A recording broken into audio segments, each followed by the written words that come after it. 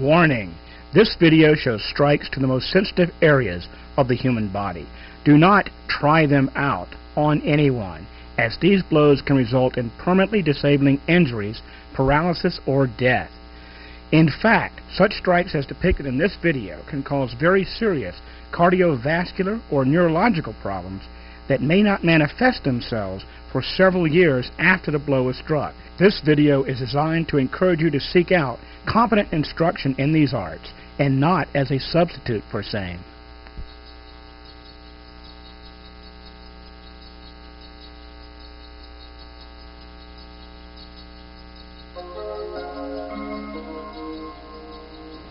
Now all I've got to do is to strike downwards over the eye just here, and we'll see the difference. And we'll ask Mike what the difference was. Just here, shaking it. Earl Montague was awarded the degree of Master in 1985 at the All-China National Wushu Tournament. He is one of the very few Westerners who have received such an honor. Master Montague is an international instructor in the eternal art of Tai Chi Chuan. In this video, he presents the martial side of this art, Dim Mak, or death point striking. In this video, we will locate the Dim Mak points themselves, which when struck properly, achieve remarkably devastating results.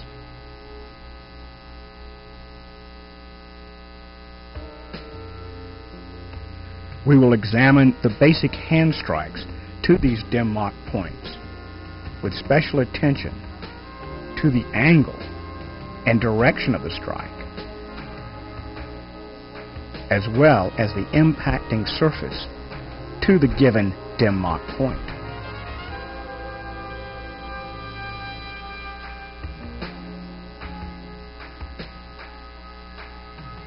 Next, we examine the concept of Fa Jing, the explosive animal energy essential to making Dim Mak work for self-defense.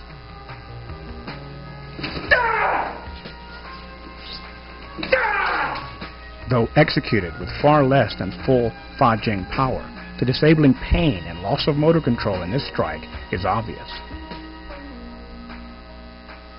Finally, small San Sao, a Dim Mak training form, is instructed.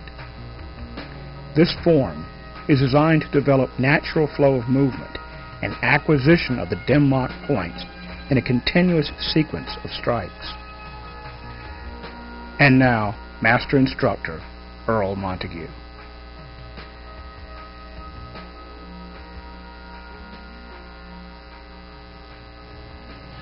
Dim Mak means death point striking, literally. Dim Mak is a way of striking to the more vulnerable points on the human body. The Dim Mak points themselves are placed along what are known as the acupuncture meridians or channels in the human body, of which we have 12 main ones and 8 extra ones. The 12 main ones, however, are the meridians that we mainly work with. Dim Mak is not some magical, mystical thing where we go and touch someone on the shoulder at a certain time of the day and have them die 5 years later. It's not that. Dim Mak is physiological. It works medically sound. It's Western medicine. It can be proven through Western science. It's not this magical, mystical thing where you can knock someone over from a distance, for instance. You have to actually strike them. And in most cases, you have to use a fair amount of pressure. Some of the points require less pressure than others. Some are more sensitive than others. There are two separate ways that we strike to the body, and they are dictated to by what the different points do in the body. The two different ways are physiological points. They are the points whereby, for instance, we have a point called stomach 9, which is just across from the carotid, thyroid cartilage rather, just here underneath the sternocleidomastoid muscle, just in here. It's called stomach 9 point. However, just underneath the stomach 9 point we have a physical thing. It's called a carotid sinus. It's a barometer of your blood pressure. And in a nutshell, what happens is if your blood pressure rises, this little thing in here registers the high blood pressure. It literally causes your heart to slow down. Or, in the case of a strike to this point, it causes the heart to stop because it thinks there's so much blood pressure there that it drops it down. And because the person hasn't really got high blood pressure, the person faints or goes into knockout. That's how a knockout to this area of the throat works. And you don't have to use that much pressure. It's an extremely dangerous point. And normally I don't do knockouts, and I'm not going to today. I'm not going to do a complete knockout because that's far too dangerous. Even light knockouts are dangerous. They can do damage in the hands of someone who doesn't know what they're doing.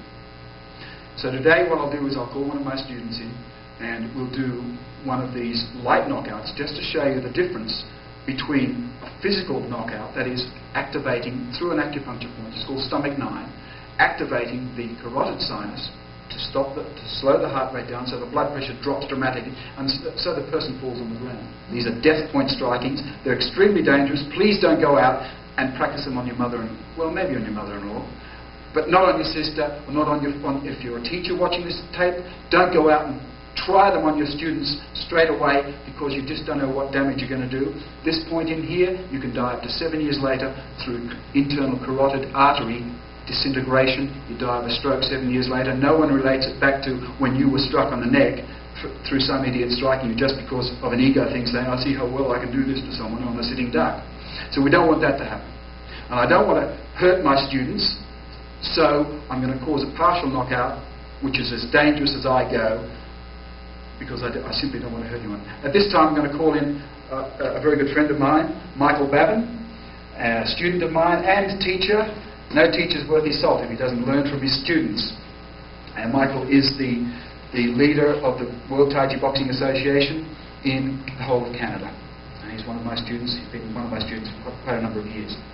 What I'm going to do is I'm going to demonstrate to you, I'll just bring around this one here, the difference between the physiological strike and the energy strike. And maybe when we do it, when I revive Michael again, he can tell you maybe he can tell you the difference or maybe not, because when you get struck with these things you don't know what's happened until you've woken up again. You really don't feel anything until it's happened. I'm going to place my hand on Michael's neck. There's a thing called the vagus nerve which controls your heart. It goes up into the cardio-inhibitory center in the back of your brain and literally controls what your heart does. It's enough to simply jiggle the vagus nerve, but if you can get the carotid sinus under stomach 9 as well, then double the effect. So all I've got to do here is to place my hand on Michael's neck and place one along the vagus nerve and push backwards. You see what I'm doing with his left hand? I'm not holding hands with him because I love him. I love him, but I'm holding hands with him for a reason. There are a group of points on the wrist here, all around the wrist, called energy drainage points. Acupuncturists know this. They know that if, for instance, heart 5 is needled too much, it will drain too much energy from the body. It's used as an energy drainage point in acupuncture. So we use it for fighting. We can drain energy from the body to make the person's body weak. I can simply take this here and strike it violently in what's called a reverse strike. It's a pulling. It's not just a pull. It's just, I'll do this lightly. See how Michael's whole body shook? That's called a Fa Jing movement. We'll get onto that later as well. But that's what I'm going to be doing at this point here. I'm going to be activating heart 5 and lung 8 on the other side of the arm. They're the two drainage points in the body, as well as striking to this point. Now, I'm not going to strike to this point very much. All I'm going to be doing is literally that much pressure, maybe a little more, onto his neck. Now, normally, that won't have as great effect if I'm not working these points here. This point will work very well, but you've got to hit it much harder, and there's a danger of hurting someone really badly if you don't activate the points first. This is called a setup point here, these 2 points on the wrist. So I'll just do it, and Michael can see what happens here. I've got his wrist here, he's shaking it.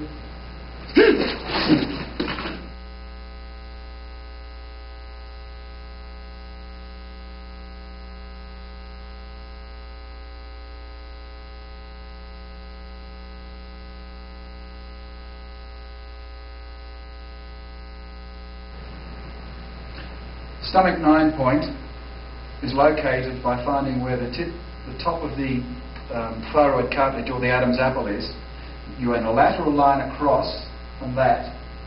Now there's a big muscle runs up the side of your neck called the sternocleidomastoid muscle. You can feel it, it's just there like that.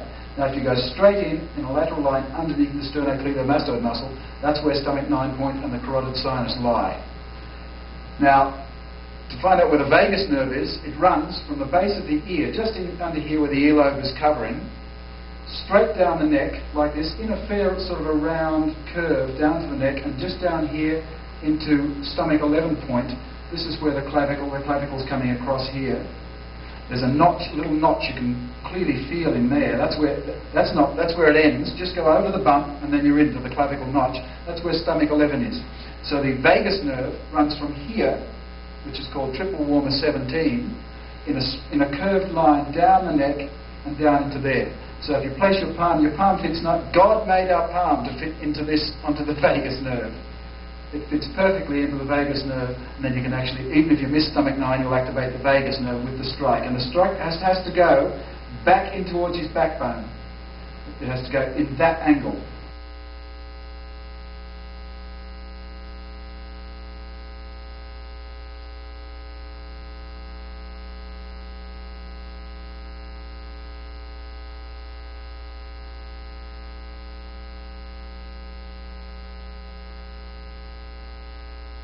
The energy drainage points on the wrist are heart 5, just in here, and lung 8, just in here. Again, in little hollows on the wrist, either side of the wrist, basically. Now, these points can be accessed in any number of ways. You can strike straight into these points, like so, or the best way to do it is what's called a negative strike. You can simply grab the wrist like this, at the points. Notice this long ring finger here is going around the point, the thumb's going around the point here, and jerk the arm backwards, not just a pull, that'll do nothing. If I just do a very light farging motion, you'll see the arm shake. That's the sort of action we're looking at to drain energy from the body to make the other points much more effective.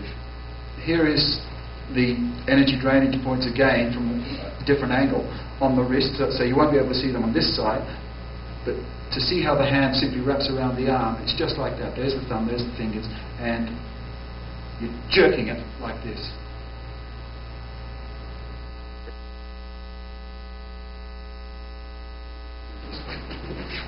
We're going to do another point now. This point here, it works better with a setup point, but I don't even need to use a setup point with this point. It's just here on this corner of the eye, not right on the corner of the eye, that's gallbladder 1. We're looking at triple heater 23 point. It's just here in the notch, just above the eye. Now, I'm only going to do this just the once because I don't want to get Michael into a spasmodic state, which is what happens. I'm just going to ask Michael to brace himself. Brace yourself, Mike. And just show you the difference between a normal palm strike and this energy strike, this Dim Mak to the Dim Mak point. Now, of course, if you strike anyone this side of the head with a lot of power, of course you're going to hurt them. But I'm going to use the same amount of power to his head with a normal palm strike, and then use it to the energy strike, and you'll see the difference. He just braces himself. He can take a whack there. It's nasty and it's not pleasant, but you can take it. And you can feel it, but it is nothing really happening. Now all I've got to do is to strike downwards over the eye just here, and we'll see the difference in the last night, what the difference was. Right? Oh, jeez.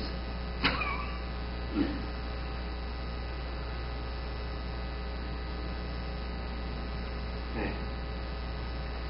Now it's a nasty point, it's a very deadly point, but that was a partial knockout. It just takes your legs away, it makes you go weak in the legs.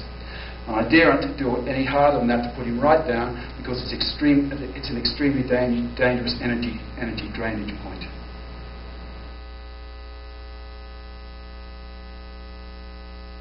Point 23 is an extremely dangerous point. It's an extreme energy drainage point in the body. To find it, all the Dim Mak points are in little hollows. To find it, you've got to just place your finger above the eyebrow, about there, and run your finger down. Where your finger stops, that's where the point is, because your finger's got to go over a lump to continue, you see? It's in a little hollow. There's where his eyebrow finishes, just here. just in the corner of the eye. That's triple warmer 23. And it must be struck down, straight down, bang like that. Now I use this weapon here. There's a little lump here. It's a really good weapon to use. Just here there's a little lump. You feel it in your own body. It's a metacarpal bone here. It's a little lump. And that little lump can actually be struck into the point and downwards. You can access it by doing that. Much better that you use the little lump, because now you've got a weapon going inside into the point and dragging it downwards rather than just your palm. So you're using that and downwards to get that great effect.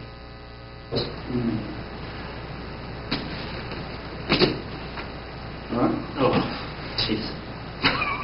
Remember before when first of all, with this strike here, it's a physiological strike in which you don't feel anything. You just wake up. You don't feel any pain or anything with that strike. This strike's different. This is the energy drainage point, and it will cause pain as well as an energy drainage knockout. So I'll just try, and also the difference between when I was slamming Michael on the head, just a physical thing of slamming on the head, to when I actually did it. So I'll just Well, certainly the first technique, it's not pleasant, but it really isn't painful. You just, all of a sudden, you're not standing up anymore, and you're not really there.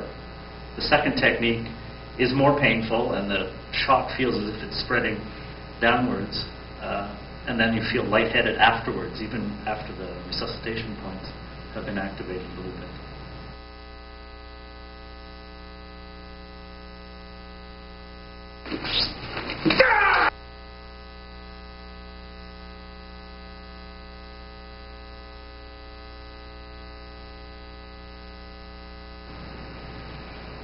Dim Mak is not just the easy thing of just taking a bunch of points and then telling people to punch at these points, to strike these points. It goes a lot deeper than that. There's a whole lot more stuff that goes much deeper, and precision is required as well.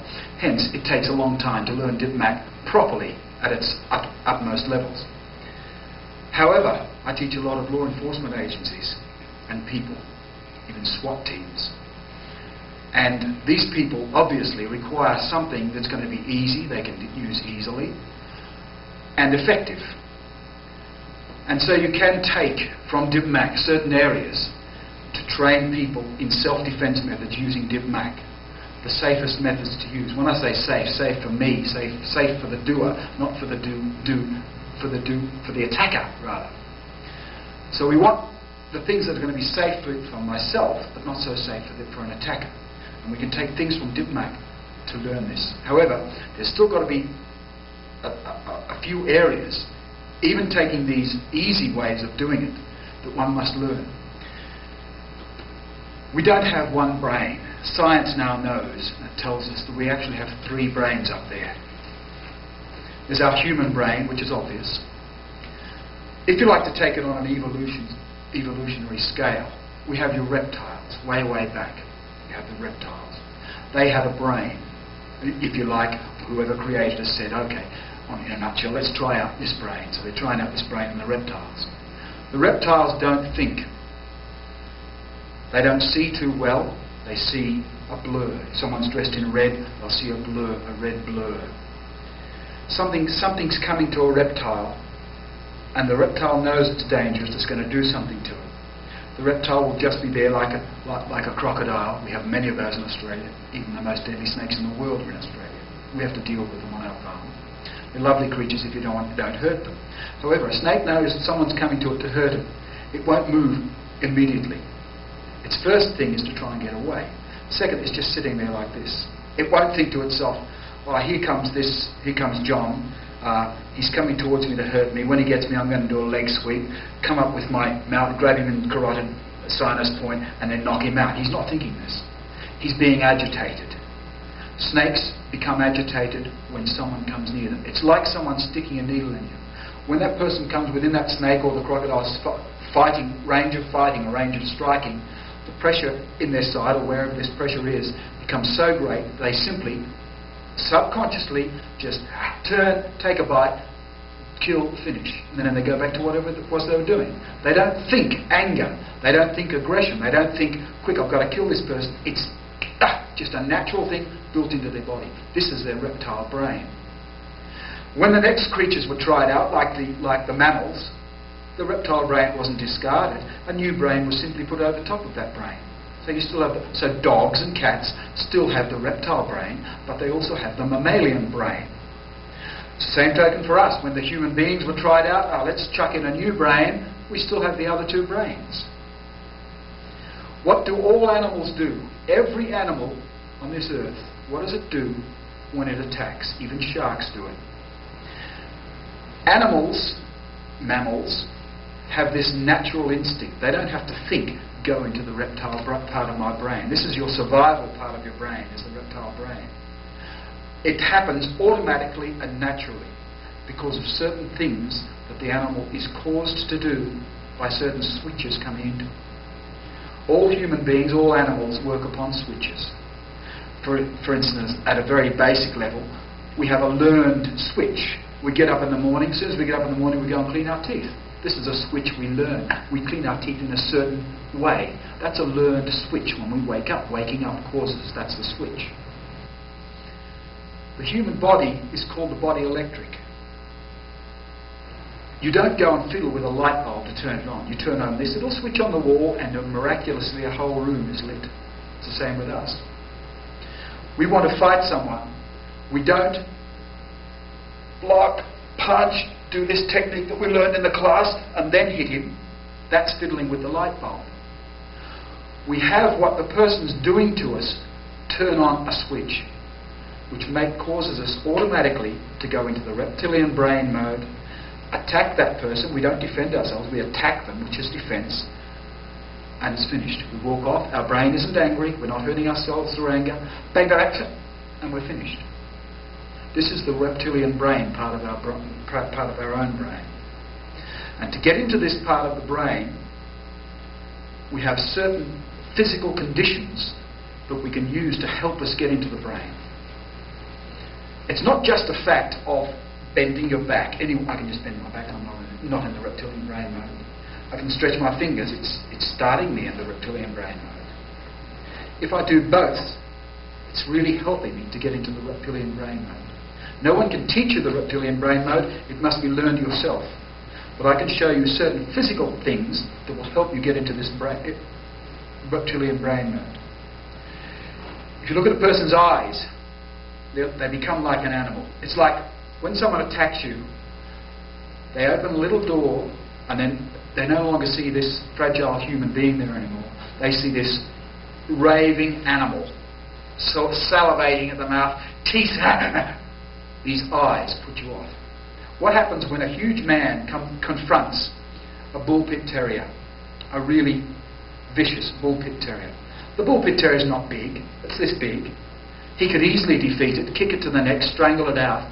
But what does he do? He's afraid of that animal, so he backs off. It's not because of the thought, oh, I'm going to get bitten. It's because that animal is sheer aggression.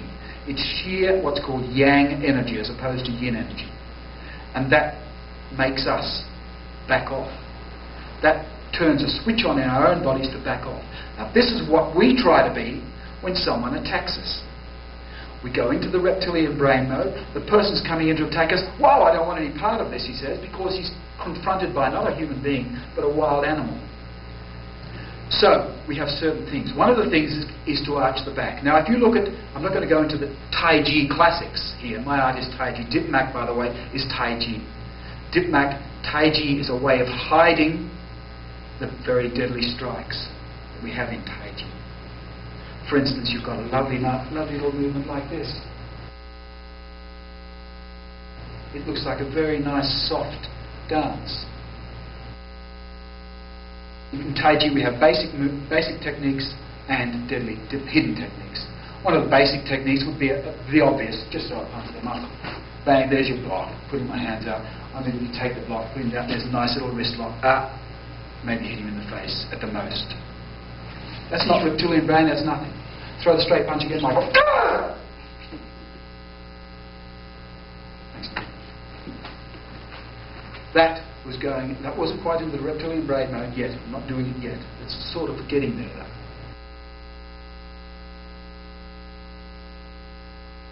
I'm also using a setup point, striking up the inside of Michael's arm. With the flow this time. I'm putting energy in, I'm making his brain explode using that technique. That just explains the difference. That how Tai Chi hides the very important death strikes. So, we have physical ways, arching the back. The Tai Chi classics tell us this. They don't say, arch your back to go into the reptilian brain mode. They speak in, like, Chinese rhyming couplets, and then they're translated into English, so they don't sound like much. One of the classics says, to raise the back. What does raise the back mean? You know, people, does it do this? You lift up your... No, it doesn't. It means to round the back off. And in doing so, we raise the very deadly yang energy up the back to these points here that I was talking about earlier on, gallbladder 20. That's the starting point, that's the input point for the reptilian brain mode, is gallbladder 20. If you can activate those points yourself, you go straight into the reptilian brain mode. One of the ways that we've got of activating these points in behind the head here are simply to round the back. You can't really speak properly when you're starting to go into this mode because the energy is raising up the back and changing you from a sort of a human being into a reptile then. But if I can just show you here, I'll stand side onto the camera and I'll just try and show you the difference. Here I am standing here normally. I have an S-shaped back. That's a normal back to take the bumps and grinds of the day. If you watch what happens to the back, I'll just stand here and try and get these points activated by rounding the back, as a dog or a cat or a shark does.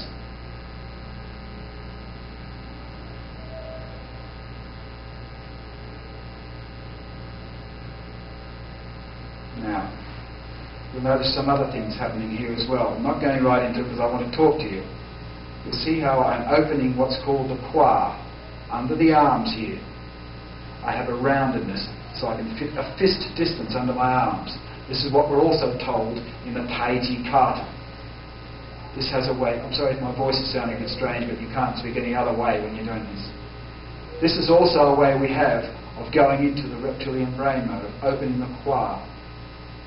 Now if I go into it a little bit more, I'm opening up the bottom qua. I'm also opening up the legs here, pushing them out to open up the bottom qua. In conjunction with this rounding of the shoulders, rounding of the back, we can go into the reptilian brain. However, if I want to get that happening a little bit more, watch what I'm doing with my hands now. I'll raise my hands, I'll do everything else. Now, you see there's something different happening. My eyes are changing. I've stretched my fingers greatly. This is how Bagua Jung gets into the reptilian brain mode. It stretches the fingers. It's not the arms. You don't tense the arms greatly. It's stretching and concaving the fingers. That has a direct effect on gallbladder 20 to activate the reptilian brain mode. It's very difficult to come out of the reptilian brain mode once you've been in it. You have to settle down after it. And this is how we fight in Tai Chi. Everything is accumulative. Everything adds to what... No good going out and fighting someone like this, yeah, and then wanting to go and have a sleep because you've wasted so much energy. Tension wastes energy. What we want to do in Dim Mak, or in the internal martial arts, is to use this much energy to have that much effect.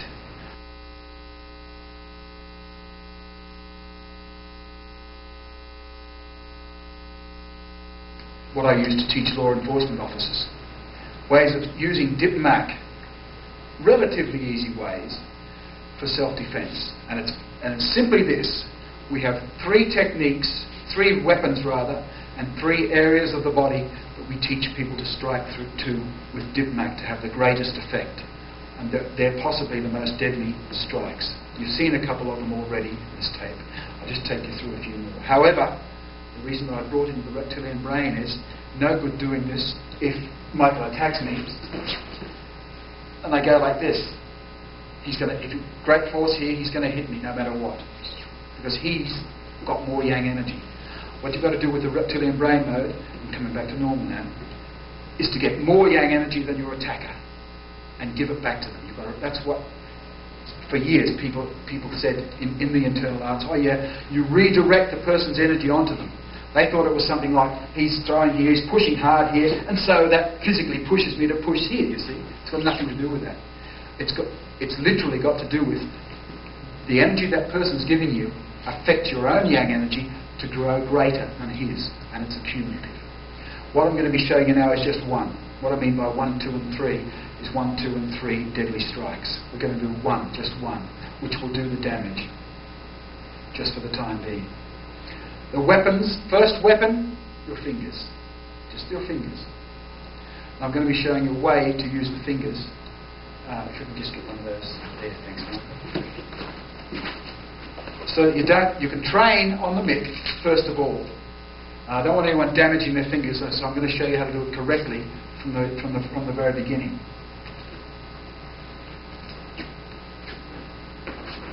If I strike it like that, with straight fingers, I could damage my fingers if I hit a hard bony area on someone's face. I've got to have some give, and so I use what's called the Dim Mak claw. This is a whole video in itself, so I'll go over it briefly here. See how that's not the Dim Mak, it's flat. This is the Dim Mak claw. See how it's all concave in here? And there's a little bit of internal tension there, not extreme external tension, not floppy in between that. Now, if I strike like that, sure, I could percuss my knuckles and get percussive breaks across my fingers. Now see how I'm going to attack. I'm going to attack, just hold it fairly so I can hit them like here. So that you see how I'm going to get some suspension on my fingers. If I push in hard here, see how the fingers are going, they're not going to be hurt. They're not going to be hurt at all. By the time it's happened, the person's gone. So you train on the mitt, simply very likely, simply doing this, simply very likely. Do it in a reverse stance as well as a natural stance. This is just a physical part. I'm not using reptilian brain law or anything, or any Fa Jing here. We're going to go into Fa Jing in a minute. I'm just striking, just to give me the confidence to know that I'm not going to hurt my fingers when I strike it. And you build the power up until you can strike it just with as much power as you can, just with your arm first, without using your waist turn first.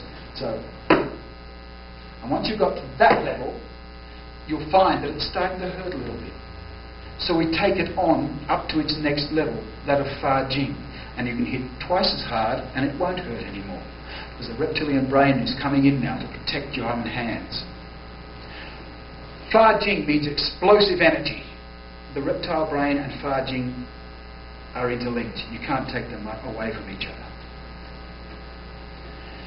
Watch what the waist does when I strike this thing now. It's not going to go like that.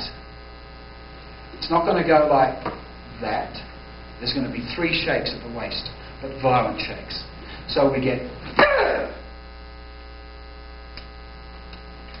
Now, if you can see it there, what happened there was left, right, left. 3 shakes of the waist. Upon impact, I'm totally out of it. I'm totally out of control upon impact for that split second. You must be. Human beings, animals are not in control when they fight. They just... But they do the right stuff. They do the right things. Human beings must also do the right things. Totally out of, it's like sneezing. Fa Jing, a sneeze is the closest thing to Fa Jing that I can get. When you sneeze, you can't control. You don't go achoo. You don't control it. Your whole body achoo. Your whole body shakes, doesn't it? When you sneeze, you can't even leave your eyes open. You have to close your eyes. So whenever you see me hit this thing in a Fa Jing mode, for that split second, there's a blink. It's not like this, I'm going to get hit. But it's just for a very split second, because that's Fa Jing. Your eyes pop out if you don't close your eyes. But you'll do it naturally anyway. Don't now go home and say, oh, Monty said to close his eyes. Like this. It's just a split second blink. So I'm going to do the fingers again now. Now I didn't even feel the fingers there. If I'm doing it like this, I'm starting to feel that pressure on my hand. If I do a Fa Jing movement, however, I don't even feel it. Not even feeling it on my hands, and yet it's twice the power that I was using when I was using that. That's your first weapon that you're going to be using.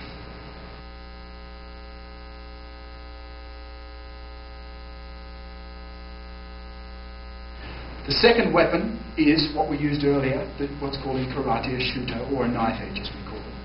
It's this area of your hand. The only thing you've got to be aware of when you're using this knife edge is the fact that you don't kick your fingers together. You don't hit with a flat hand like this, because if you hit any bony area, it's going to percuss your fingers together. You're going to hurt your fingers.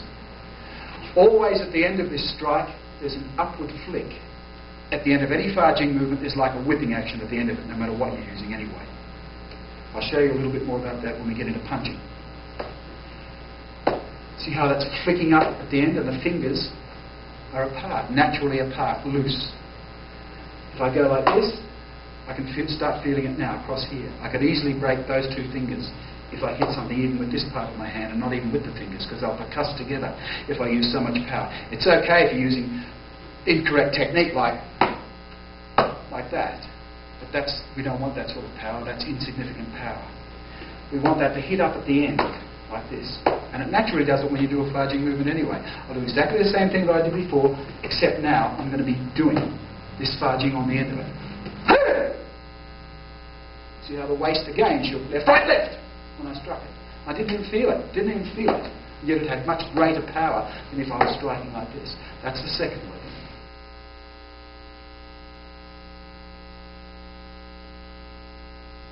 The third weapon is the heel palm. We don't strike like that. See how it delivers yin? That's a yin-shaped hand. That's a yang-shaped hand. A yin-shaped hand is full of yang energy. Excuse me. This shaped hand can only deliver yang energy. It can be used like that. Now, it's used up that yang energy, it's full of yin energy. The only real work now that shaped hand can do is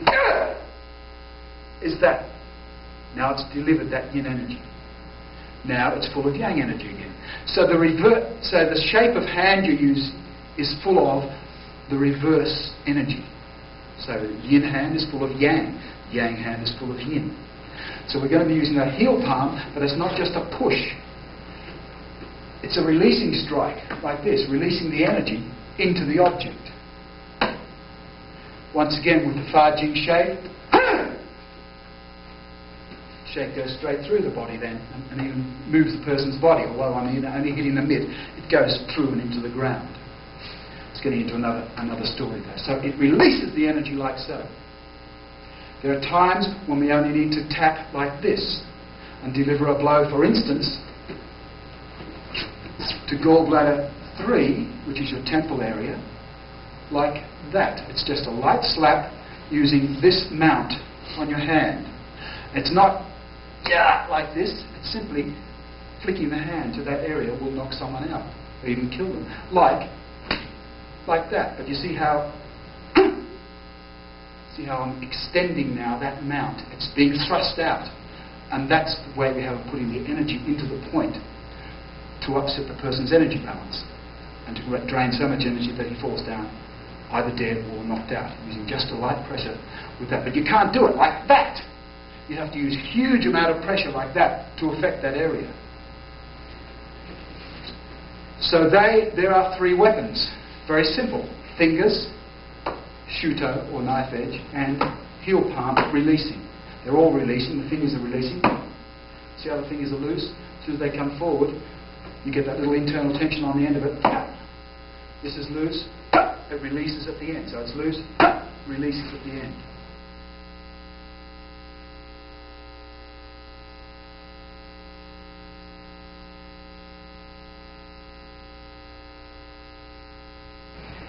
So we're getting back to now we've got the weapons, now we need the targets.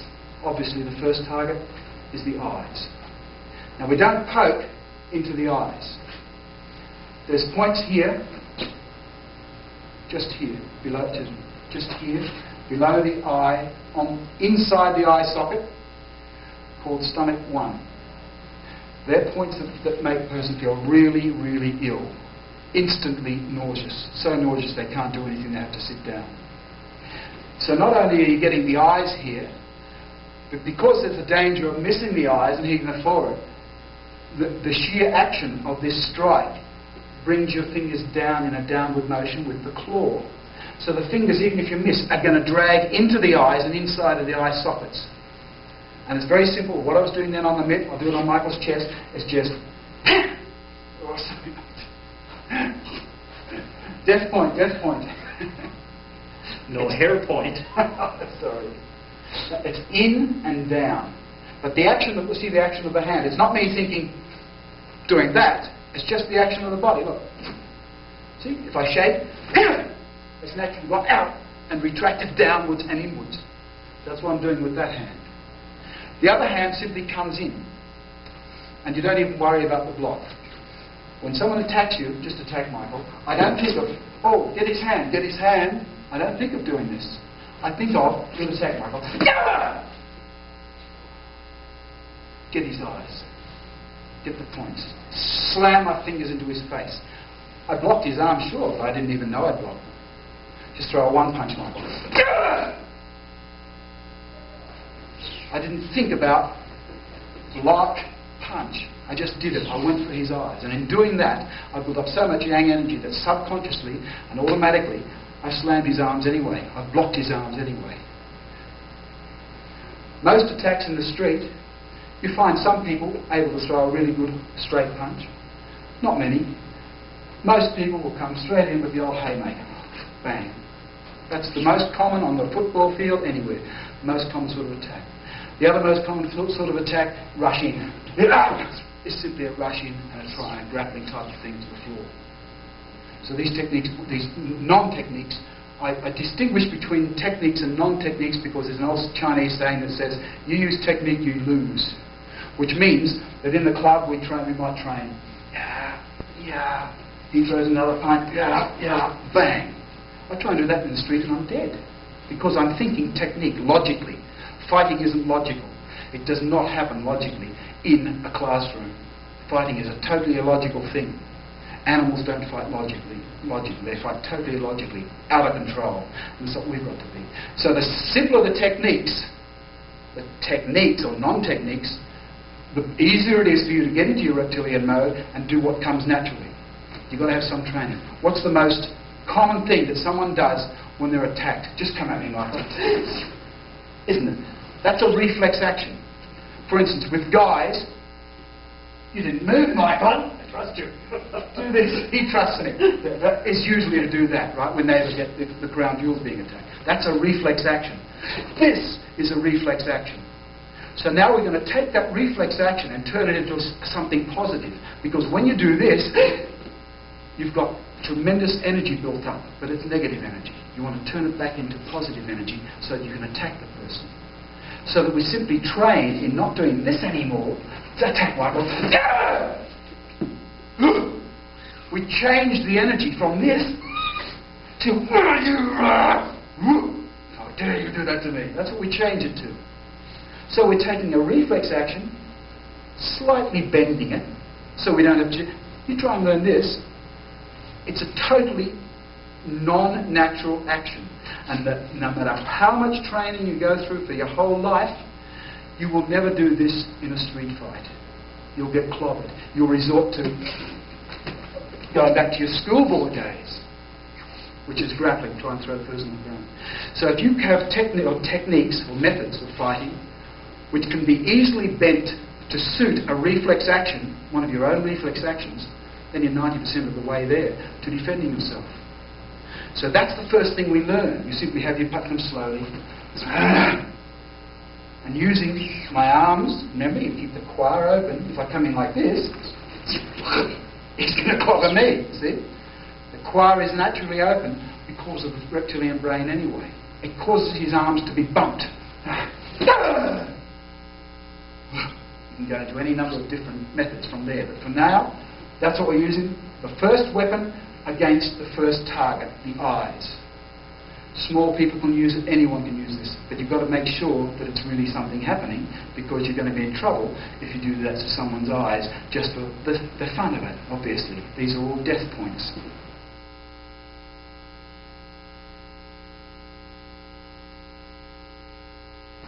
The second target is the one we've already shown. That's the stomach 9 point.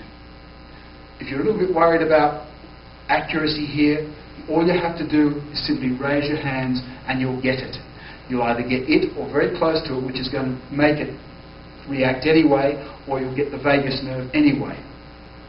Don't worry about what I said earlier. When I was doing that earlier, the knockout earlier, I had to do it absolutely correctly so I didn't hurt Michael, so that I could get not such a bad knockout happening, just sort of a semi-knockout, although it worked very effectively. However, now we're going to be chopping straight across the neck like this. That's much easier because your hand is in its natural position in this position. So we're going to be chopping straight across the neck. Now it doesn't matter whether you chop just under the chin or down low, you're going to be getting very vital points and the vagus nerve anyway, and you're going to do great damage to the person. Once again, we train this from the most common attack, the old round attack. Your partner can just throw maybe his fist, or he can throw a hand to you or whatever. Just come over this way. Michael's going to throw the round punch now. Ah!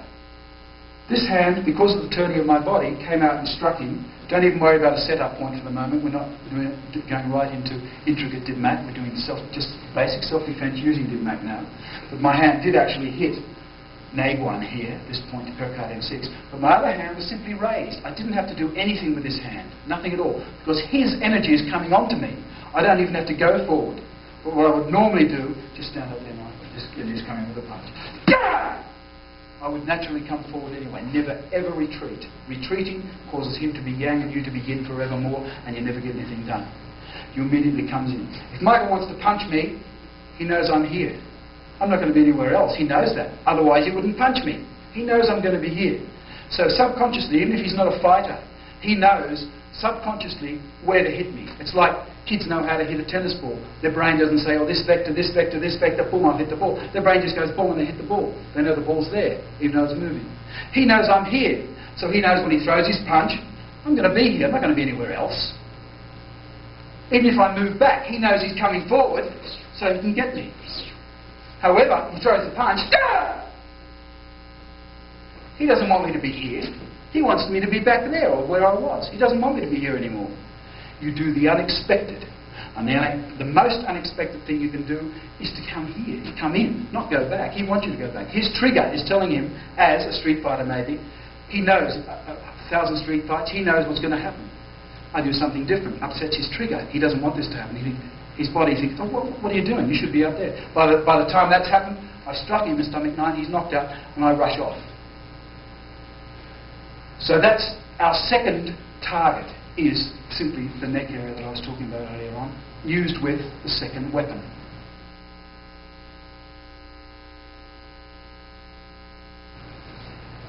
Our third target is a point just under the nose called GV, or Governor Vessel 26. It's quite an amazing point, a very deadly point. Through the head. It's just where the nose joins the upper lip, and that's the point straight through there, and you strike it at 45 degrees up through like that. Now, if Michael holds himself there really tightly, so I can't just take a stance or something, so I can't lift his head, I could probably push it back because I've got the better leverage, but it's difficult to push his head up, right? Bend down. I just simply put one finger under his nose. See? That's how sensitive that point is. Now, can you imagine attacking that point? Throw the roundhouse punch again. Like, slamming that heel palm. Now we're using the heel palm. Third weapon against the third target. Up into the nose like this. This is the technique that I prefer to teach women first up. Women have an advantage over men in that a man doesn't expect a woman to fight back. Even if he expects it, he thinks it's going to be ineffectual. He doesn't expect her to do anything. He usually grabs her hand. Come with me. You wait. You don't hit him straight away to show you know something. You wait. He's grabbing your hand, pulling you somewhere. You say, excuse me, what? Bang! Then you hit him. You don't shape up or something. He knows you're going to do something. Use your womanly wiles, if you're a woman watching this tape, to help you. He doesn't know you're going to do anything to him. And if he grabbed your hair, you can still come up with that under the nose. But you're going to be really serious using that because you're going to kill him with a lot of pressure. The biggest thing I find with teaching females is to get them to use that yang energy that I was using earlier, that stream yang energy. And I was teaching a young lass in Michael's class a few years back, and she was having great difficulty simply hitting the mid in. She just didn't, had that females are yin, they naturally have a female yinness about them. Nothing worked except the stretching of the barbed wire fingers. So barbed wire really helped her greatly. And when, wow, she had the most amazing power on this mitt for a woman I've ever seen, because she was just, that worked for her. So using the things to bring in the reptilian brain. Females have reptilian brains, so the same as males. A female snake can bite just as hard as a male snake.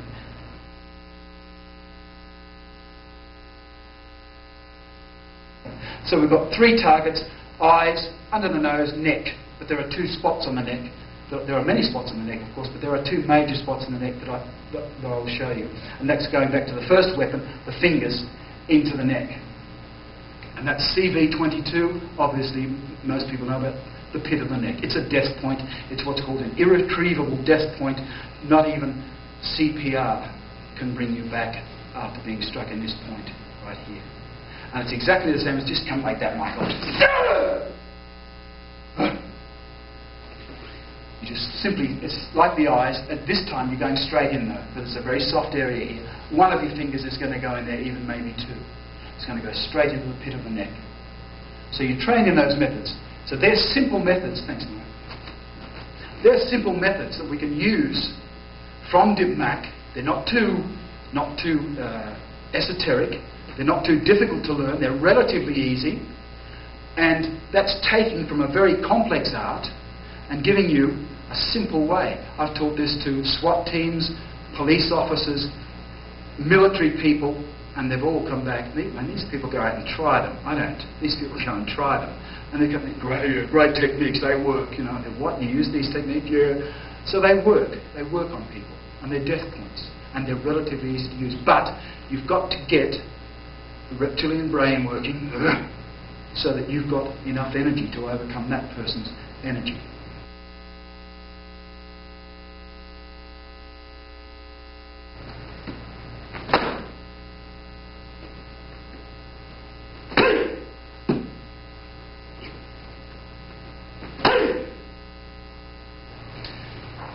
First of all, I'll show you what the fist does.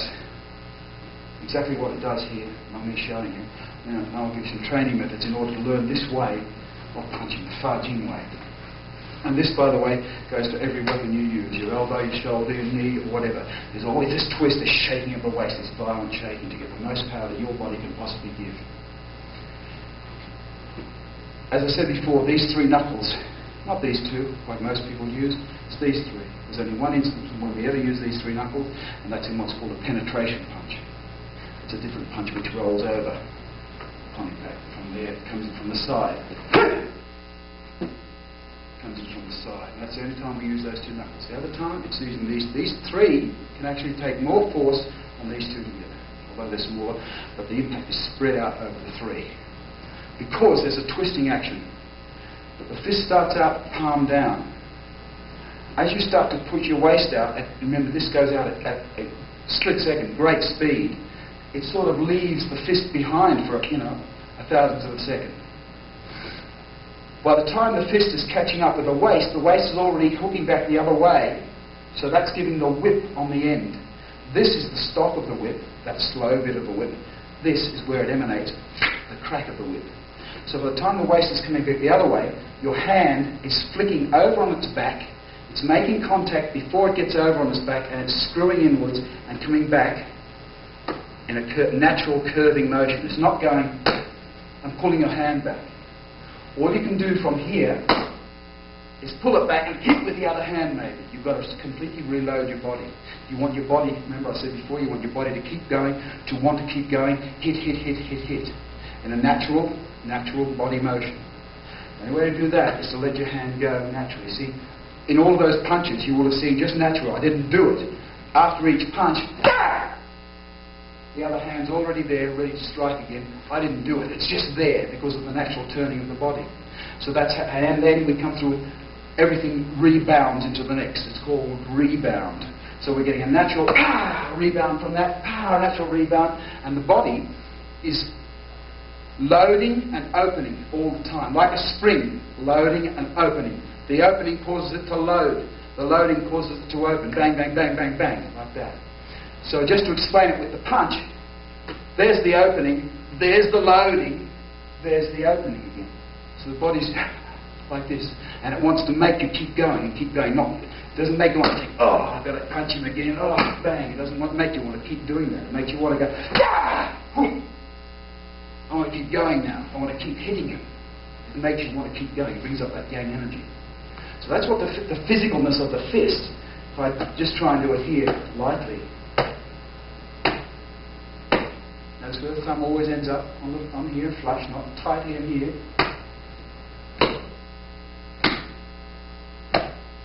Now, to train what you're doing, it'll feel pissy at first. You'll think, oh, God, I'm not getting much power here. But it's worth the training. You hold your fingers on the mitt, and you try and punch from that distance only. Fighting happens from here. There's no such thing as long-range fighting. Here people talk about long and short range. What's that? Michael can't attack me now. Now he's going to hit me. This is where fighting happens, here. You've got to be able to hit someone from this distance without going. By the time you've got that, he's going to hit you or throw you on the ground and strangle you. You've got to be able to hit someone here with great power.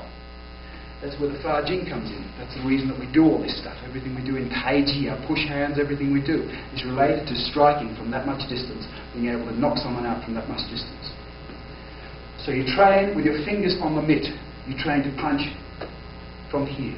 Now if I do that with as much power as I can possibly get, for instance, this type of punch, the old Wing Chun type of punch, only using my triceps, as much power as I can get is as much as I can get.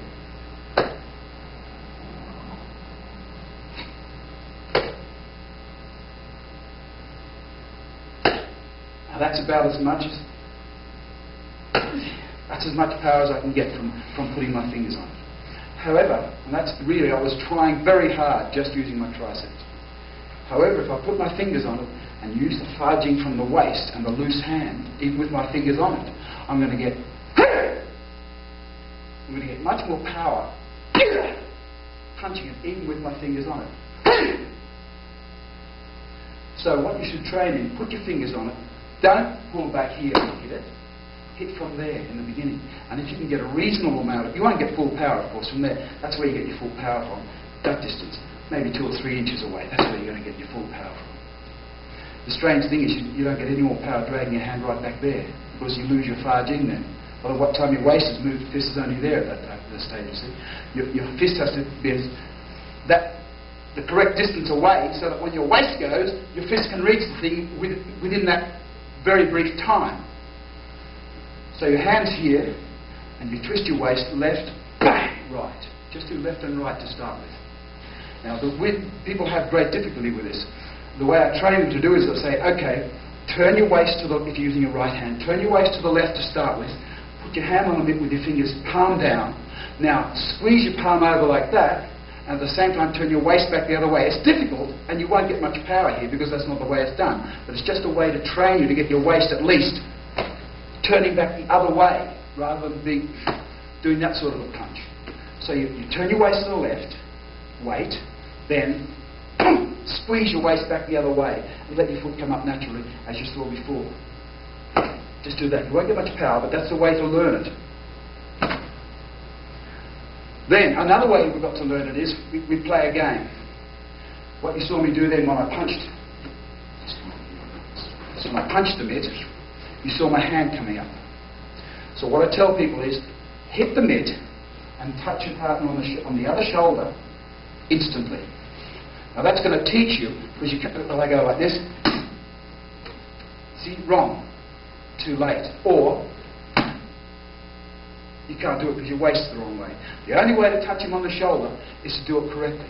So you're here, you've instantly touched him on the shoulder. That's the rebound attack from that strike.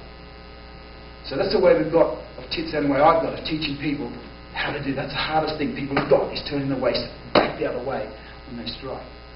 Once you've sort of got that going, then you think of 3 shakes, not just 2. So doing it slowly, it's like 1, 2. So the hips not only shake twice, right, left and right, if it's the right hand, they shake the slight back the other way. So you're getting 1, 2, 3, 1, 2, 3. So just see if you can pick up what the waist is doing. It went 1, 2, 3 there. and 3 shakes of the waist. And you can see that power going through, even through Michael's arm down to his body. His feet are going backwards, just hitting the mitt, not even touching his body. So it's just hitting the mitt. It's resounding through his body into the ground, causing his body to go back. So much power is there just from a very slight distance. And anyone can learn this. Anyone can learn how to do it. You've simply got to do this. Be like a rag doll.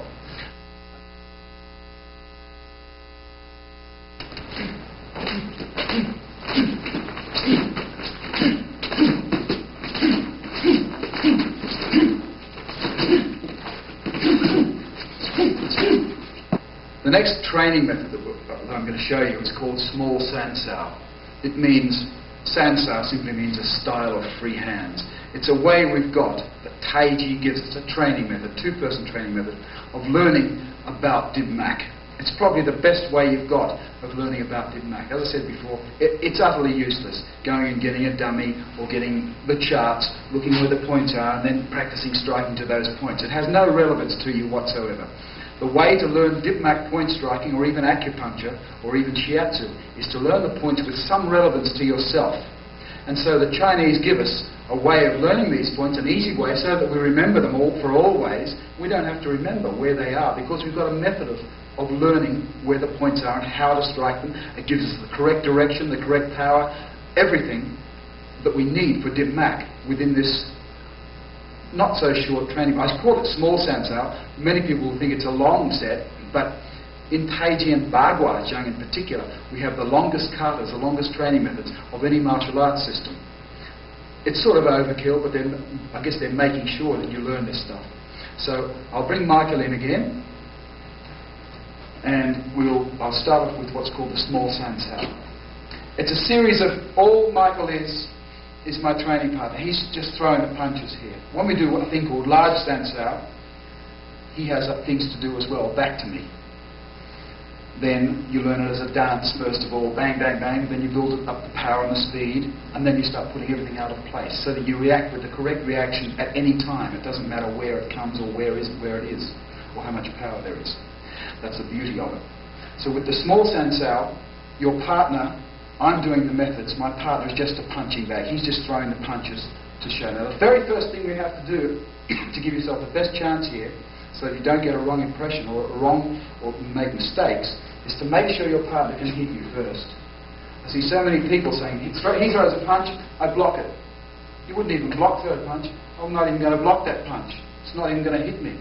So I don't even bother to block it. You've got to make sure your partner can hit you first, otherwise you're doing yourself a disservice. So you simply throws a round punch and make sure he can reach you first. Then, when I simply throw my arm up, it's going to hit the right point, Naguan, without me even thinking about this. I don't have to think, throw the punch. Oh, where's Naguan? I'm going to miss it before it gets there, you see. All I'm simply doing is a movement like this, swiveling my feet on the heels. On the heels. Wing Chun do a movement like this, which is an evasive movement. We want a power movement. Power comes from the heels and swiveling the toes. I'll explain why. I better explain why. Thanks, Michael. Michael can just put his hand there for me. Okay, I'll put my hand up here. I'm not going to move the angle of my arm. However, and Michael's not going to move his arm inwards. He's just going to hold it stiff where it is. If I move my heels, there's 3 or 4 inches between Michael's arm and my hand. 3 or 4 inches. I've got to push my arm out now to make contact with it. If, however, I move my toes and swivel on my heels, it stayed there. The hand has stayed there. So I'm going to get much more smashing power swiveling on my heels using the power from my waist. Again, it's the power from the waist. And I didn't even have to think. I'm looking over here at the camera. I'm not looking where Michael is. I'm still hitting directly on Naguan. One hand up in the middle of his arm. Energy drainage point again. And the direction is given to me. See, it's going this way. Simply by, I'm turning my body and throwing my hand out like this. I'm not going like this. I see a lot of when I try to teach karate people or boxers, they go, that's just an arm. Again, it's that sort of a punch. It's not that. So it's always a good idea. This has a solo form as well. It's beyond the scope of this tape to show the solo form. It'll take too long, but I'll show you the 2-man form, and you can work out the solo form from the 2-man form. So you're swiveling your toes, swiveling on your heels. And you're simply getting that body rotation from left to right. Loose arms, remember. And my arms are just moving, see? They're just dangling.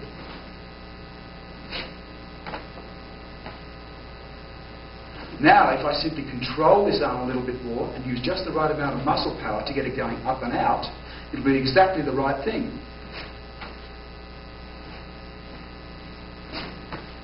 There's tremendous power in that strike because I'm not stiffening it at all. It's totally loose. You've all heard the story of the little girl in the school here, and the little boy is teasing her. She spins around, just doing nothing. She just spins around and goes, "Wah!" like this, and knocks him out cold. She hasn't thought, punch him, she just spun around. That's the sort of centrifugal power that we're using here. You don't even have to know where the points are, because that will get the point anyway. And the beauty of this is, it doesn't matter if he's a very tall person, very short person. He's aiming for my face. And so my trajectory has got to be exactly the same every time, because his hand is aiming to my face. See, he's not trying to punch over my head, he's aiming to my face. So the trajectory hits on the right place at exactly the right time. All you've got to work out is the timing so that it makes it, just a little softly this time, so you don't do that, and completely miss it. That's all you've got to work out. But if you move, Michael moves, and I move at the same time that he moves, and once again, you're learning to move at the same time the person moves. You're not waiting for the peripheral to strike you. But this is not the main thing. This will damage. This is the setup point. You're not thinking about this point here. That's just turning your waist. It's a nothing thought. This is the main strike. Again, carotid sinus, stomach 9 point. And all simply is a matter of doing. See, the natural movement for my left hand, when I'm turning to the left, the centrifugal movement is that. The natural movement for this hand is not that, because if I try to do that, I get into all sorts of trouble. The natural movement for this hand when I'm turning to the right is straight pumping out. All I've got to do is raise my hand. That's all I'm doing. I'm not going like this or like this. I'm simply raising my hand, letting the waist do the work. So if I turn my waist again and don't do anything with my hands, I get, see how the right hand just was thrust straight out there. All I've got to do now is to control it, and I get, just raised my hand. I haven't done a technique. No technique. Just raising, that's not a technique. Just raised my hand. So that's the first area that we learn in small Sanzao. Small Sanzao, by the way, is a way of learning about good street defense. And that, of course, is your first thing. Some of the things that we do later on are a little bit more complicated, but they're just put there just so that if you can sort of get all this right, the more simple non-applications are going to be really easy for you to do. So they give you some complicated ones as well. Not expecting that you'd ever use them in a pig fit, but if you can work them and just sort of get them right in a non-conscious manner, then all the rest is going to become really easy. So that's the first thing we do. I swivel to the left, throw my left hand out, not blocking. There are no blocks. You're striking the person's arm inwardly, this way away from him, and thrusting this hand out into his neck. So this way. That's your first strike. I've swiveled, I've struck into here. Now what we've got to do is, you then, if for instance Michael feels this, just throw the punch, Michael, and he feels a pissy striker, he'll push in on my arm to make sure, to tell me that I have not got enough centrifugal force. You can block anything with this. Remember, you never block with this, it will break. The ulna is weak. The radius is stronger. Both together are very strong. You are striking him. I'm not putting my hand up and saying, or a block, or a block. I'm striking the inside of his arm again with this little weapon here, this little hard, bony area here, into the middle of his arm. That's when I'm striking him. I'm not blocking. I'm not putting my hand up there saying, please break my arm, sir. So, there's in there and there's into the neck. We do 3 of these because they're the most important. I simply drop my hands down. Both people drop their hands down. He throws another one the other side. I swivel my toes. I do exactly the same thing on the other side. Remember, pull short here. Don't knock each other out. Some people like to hit each other just on the top of the chest just to get a more realistic attitude to what you're doing. Put it into the neck. We drop it down again. I swivel to the left. And I get another one out there. Now we're doing it softly now, of course, just to show you exactly what's happening. Later on, of course, what you should do is build up the power so that your partner's really throwing as hard a punches as you can get, and then you're slamming him out. It's advisable to wrap a big newspaper around your arm and then take out a couple of pages each day in your training so you can finally get down to nothing here and still have the conditioning, to build up the conditioning. Because you can, it's not me that's getting hurt, it's your partner that's getting hurt with all this banging on the inside of his arms and the outside of the arms, which is what we'll do later on. So it's always good for him to have some pads, especially when you get the power and the speed built up. So we've done three movements. Do it slowly. 1, drop your hands. 2, drop your hands. 3.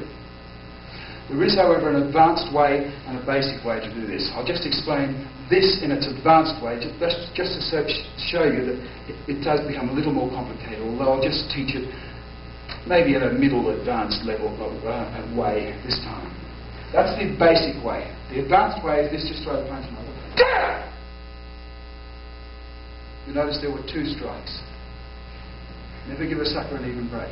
2 strikes in one there. So it's coming out, it's going bang! Bang! 2 strikes, bang! One after the other there.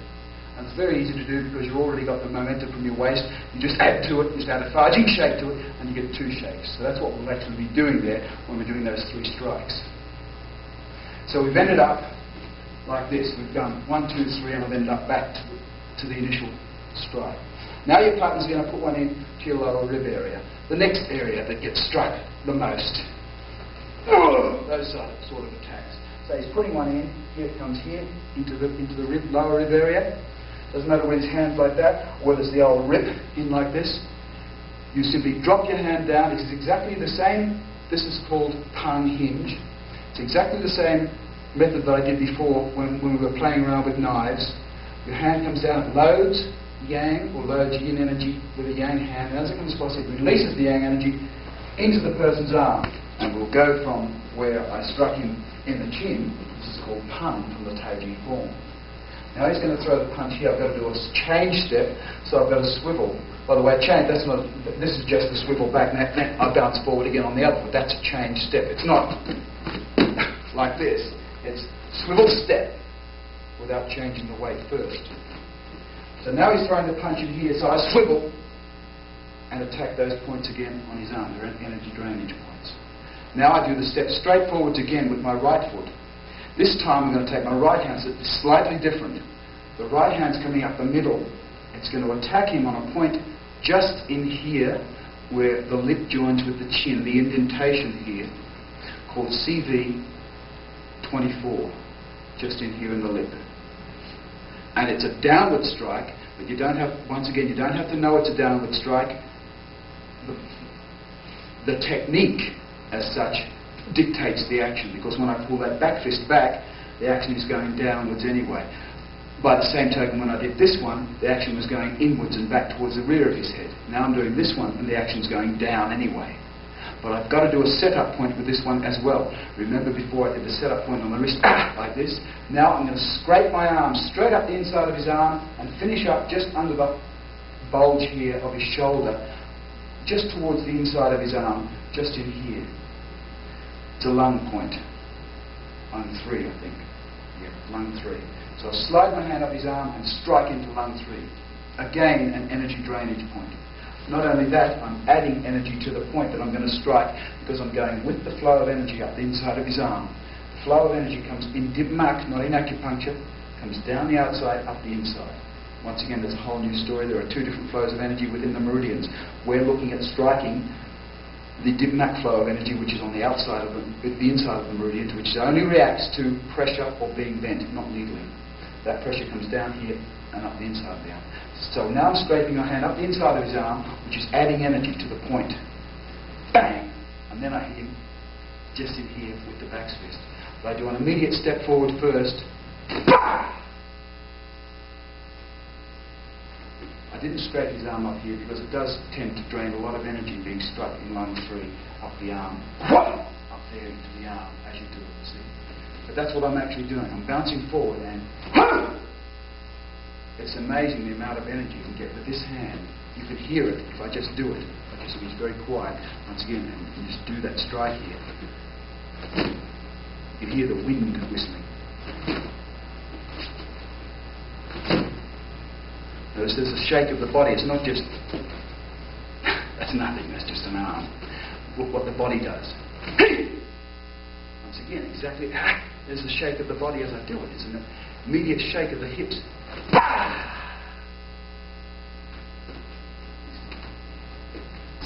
So now I've come forward and hitting in that point there. GB26. Now Michael rips again to my lower right rib area. This time I'm going to attack him at a point just above the bulge in his elbow, just in here. It's called gallbladder 12. It's a devastating point when struck downwards like this, cutting into the hollow of the arm and downwards with the back of your arm like this. I might just get Michael to come around this way for a second because I've got to demonstrate this point, because we don't do it with this one exactly the same on the other side, so I can't just leave it there. So I've come to here, Michael's throwing the punch in here, this hand raises, my left hand, it twists as it comes down. As it twists, it cuts into the top of his arm just in here. When you get hit there, you can just have to sit down. Bang! The other hand has blocked this punch coming here anyway, and my hand continues down again to his lung points on the inside of his wrist area, down to here. So it's bang, and then down to here. So I've swiveled again. I've come from here, he's thrown the punch, I swiveled on my heel and struck him there and brought it down into the middle of his arm down there. Now we'll go back to the other side.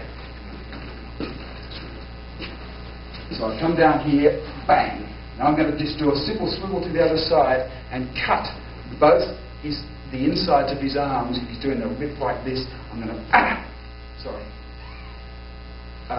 It's got to be careful with this one as well.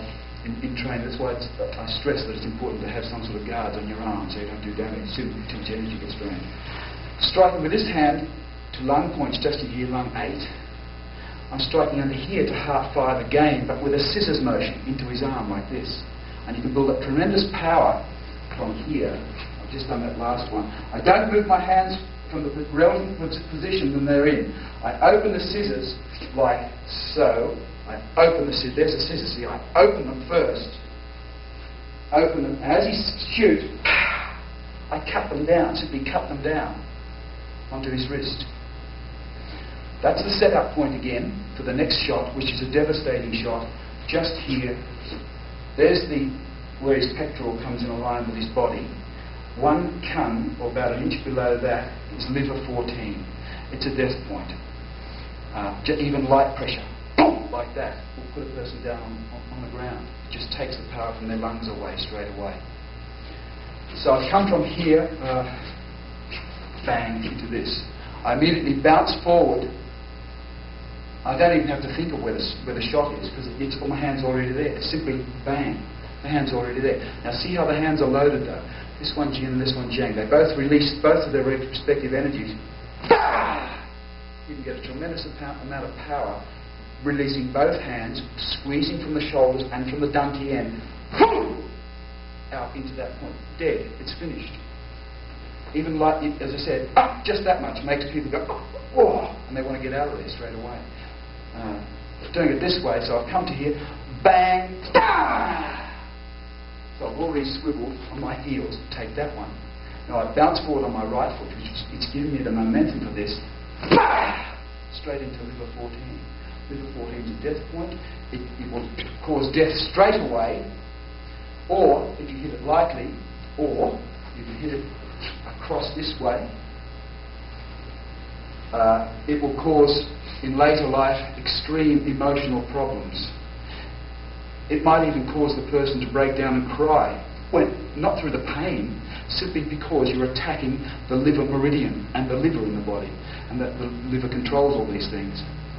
So, across that way, it can even cause blindness in some people in later life, because that's what people who have extreme liver damage go yellow rather, get yellow eyes. People who have hepatitis, for instance, that's why their eyes go yellow, because their liver's being attacked. So when we attack the liver, it can send you blind as well. Bang. Right. Now, Michael throws a straight left to my face. I sit back. I'm going to do a change step again on my left leg, so I'm going to pull that foot in and change. My right hand is going to come down the inside of his arm, remember, attacking neg 1, an energy release drainage point, like pulling it this time down in an adverse way, adverse energy, which is going to drain energy, not put energy, like this. At the same time, just slightly afterwards, my left hand is going to cut in just here. If you find the crease of a person's elbow, then go 90 degrees, then go 45 degrees to that, 1 inch in, that is heart 3. Didn't have it the first time. It's an amazingly good point. It's a very dangerous point for striking to the heart. You stop the heart beating when you strike to this point, especially in an adverse way down this way. That's what we're going to do now. So I've come to here, bang, and bang. See, on my left hand is again releasing and cutting in to that point, cutting it. It hooks in there because the elbow's there, and it'll boom, it'll hook in there as your hand comes down. Now your hand comes back. You're going to do a change step now, step forward. Your hand's coming back. Now I'm not going to do a punch to his neck. I'm not going to do a punch to his chin. I'm punching up under his chin into here to a point called conceptor vessel 23. It's just where the neck, so the chin sort of joins your neck there. But it's an upward shot. But I'm not going to go up like this. Because of the positioning of my hand, when I throw the farging punch and turn my hand over and close my fist, the action of the fist actually comes upwards a little bit. So we're looking at up. See how it's going up? I'm not going upwards. I'm just simply throwing a punch like that. The hand's turned up. There's the strike. I'll just do it to here, to the camera. Thanks, Michael. From here, I'm going to block that. Bang. Now I'm going to come back with a punch. See how the punch, it's basically a straight punch. But because of the way I'm turning my hand, I'm flicking it. It comes up. Up. The flick comes up into the jaw rather than just going straight forward with a stiff hand or trying to do anything like that. And that's the angle you want, is up into CV23. It's an extreme energy drainage point again, and it's also linked to the heart, which will stop the heart from beating. So, and they happen never 2 points together, it happens 1, 2, 3. 1, 2, 3. Now Michael throws another straight. We've got a couple of these to do. He throws another straight. I again do a swivel and hit him in heart 3 on his other arm. 1, 2. Now I come forward with the same punch again, up into his face. Bah! Up into here. Now I've got 1, 2, another one, which is exactly the same as this. I've got another one, 1, 2, 3 again. So there's 3 of those exactly the same. I'm now going to go into a different section, but it looks slightly like the section we've just done. So from here, he throws another straight right. I still do this same thing into neg 1 and do a swivel. But this time, it's even more devastating from here, because I'm now going to take my right tiger paw fist. This is a tiger paw fist. If you go from your Dim Mak claw into a punch, the knuckles will naturally align themselves in what's called a tiger paw fist, which is this finger slightly protruding, not this finger. See people doing it with this finger, that can get hurt because it hasn't got the one in here. It's very solid because it's got the fingers on the outside of it. That's what we use, and it's dug straight in here to CV22. Forget it. Good night. It's dead, irretrievable, and you've got tremendous power here because you're doing a swivel. You've got absolute power here. We're just powering in here into the pit of the throat, into CV22. You forget it. The person's dead. Never giving a sucker any bait. Remember, this is only a training method as well. We now carry on. We now throw. I do a swivel. I'm still going to take Dim Mak points. I'm going to throw his arm over to my right as I swivel and catch it with my other arm. See where my thumb, I don't just grab it. This time, see where the thumb is. It's right on heart 8. Lung 8. Just in here in the wrist area. The thumb is there, the rest of the hand's just around the wrist like this. But it happens like, of course, very quickly it happens. And I immediately do a swivel and take. Now I can't do this on Michael or on someone when I don't want to hurt them, because it damages his energy system too much and it hurts like bugger anyway. But I'll just show. I can only really take it to there. I can only take it. I can't take it any further because I've got so much leverage on this point. My thumb's digging in there. But I've got to take it. I'll let it go now. I've got to take it right up to there as I swivel. You see. But if I've got it in there, of course, and I take it right up to there, his arm goes in. That's as far as I can take it. If I want to take it any further, I can't do it without hurting him, you see. So from here, I further drain the energy, pushing hard 8. Now see how the natural leverage that my left hand has got, it just flops over, look. Straight in here to a point, just down in here, on the floating rib, called liver 13. It's a very deadly point. It's often used just coming in like this.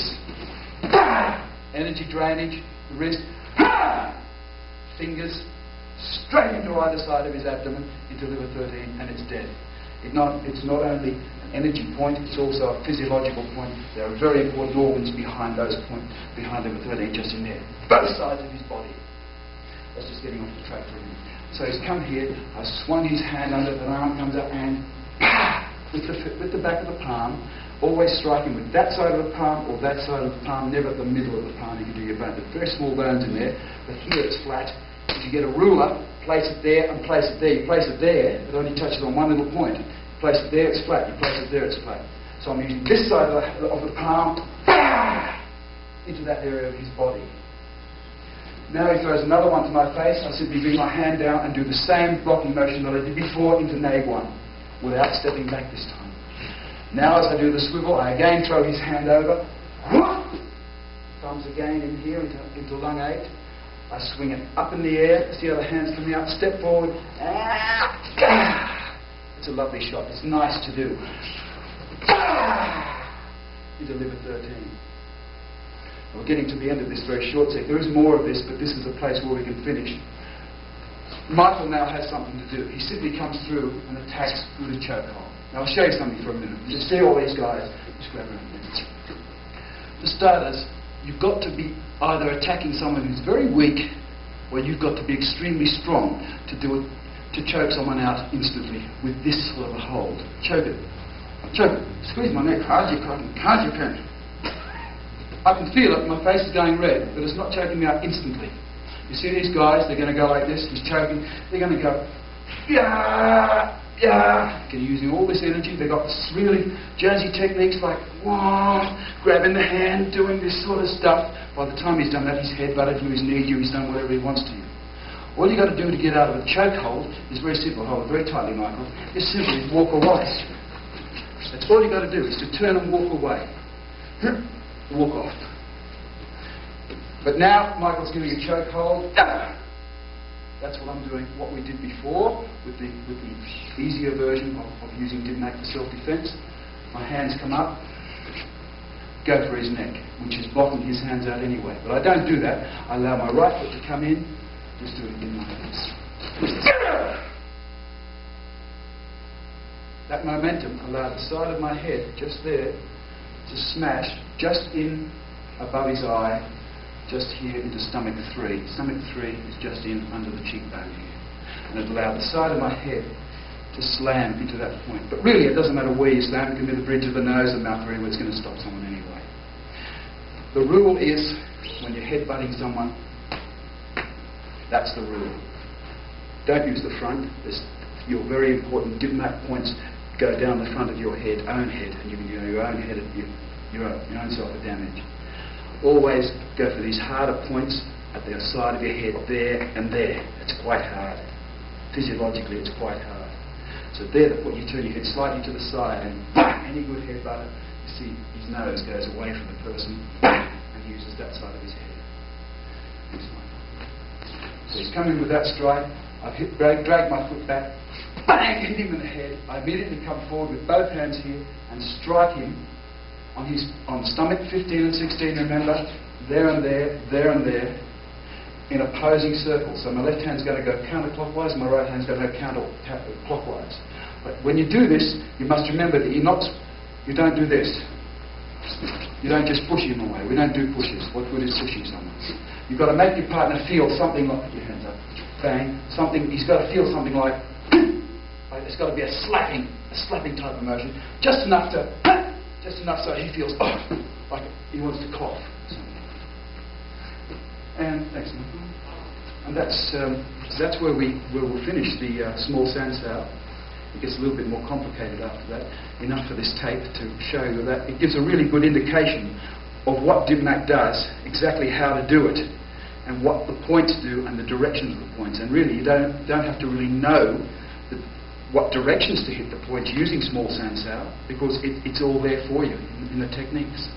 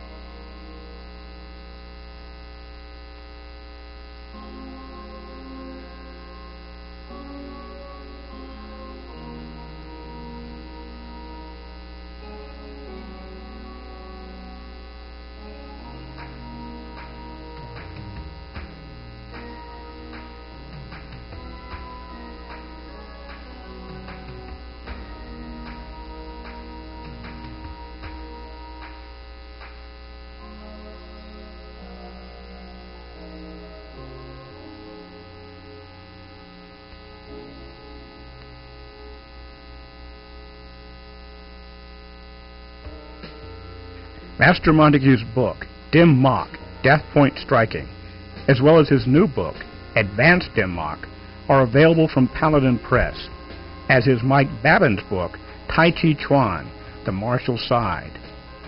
For a free catalog of other action books and videos, call Paladin Press 1-303-443-7250.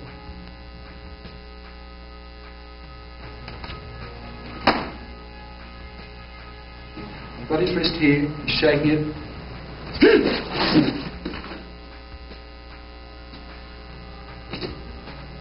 Right. Oh, jeez.